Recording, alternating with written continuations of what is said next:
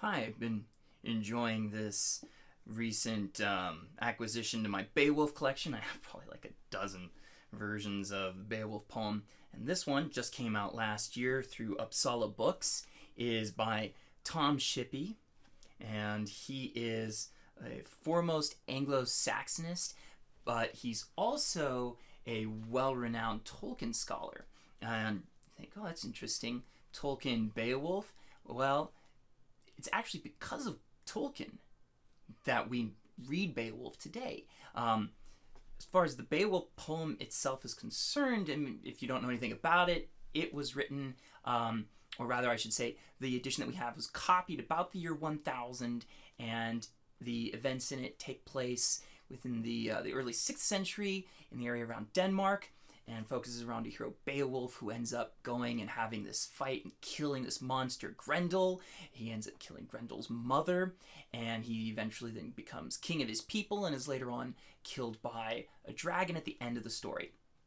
The poem, this long narrative here, was actually not well known. It was held in a library belonging to a person named Robert Cotton, and it would have possibly just languished there, except that the library that was being held at, the sadly named Ashburnham House, in 1731 caught on fire. And in an effort to try to save all these manuscripts, they were throwing them out the window to try to save them. And the Beowulf manuscript actually was partially singed and damaged. And about a quarter of Robert Cotton's library that was donated to the Ashburnham House ended up actually being destroyed, which is terrifying to think about. My goodness, what we've lost. Because if the Beowulf poem had been destroyed in that fire, we would not know about it today. It's the only version of the poem that we have. So the document was saved in that act of throwing it out the window in 1731. Scholars then kind of discovered it, picked it up, started reading it, and there was an attempt to try to turn it into some sort of a national epic. Like the Danes attempted to do this. The English were looking at it and wondering, could we use this to fit like I said, a national narrative? But as academics were looking at it, they had a criticism of it. They didn't like it much. They said that the irrelevances to the story were at the center of the story, and the serious things were on the outer edges. And if there's anything that academics like, it's being taken seriously. And there were just too many monsters in the story. Nothing says unserious like monsters.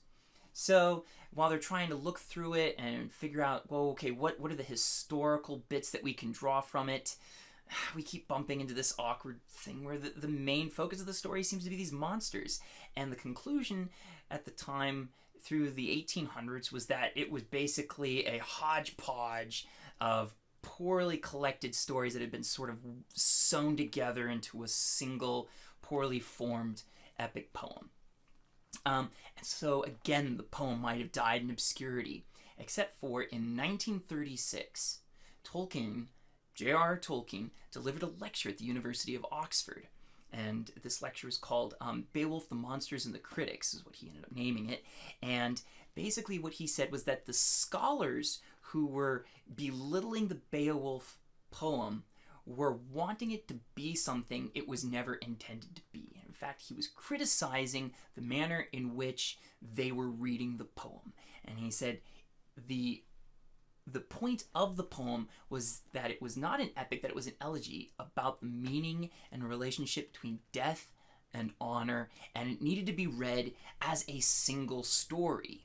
And that when you did that, all of these things that scholars were complaining were just random bits of other narratives poorly sewn together into a single story. He said, no, they were purposefully placed within this larger, beautiful tapestry of a medieval poem here, and that these there was a great intentionality to the poem. And since Tolkien delivered this lecture, it garnered far more attention from poets and people who were wanting to look at it then as a holistic narrative, as a single beautiful poem. So, we have whoever threw it out of the window at the Ashburnham house when the library caught on fire. We have him to thank for saving the poem, and we also have Tolkien to thank for why we read it today.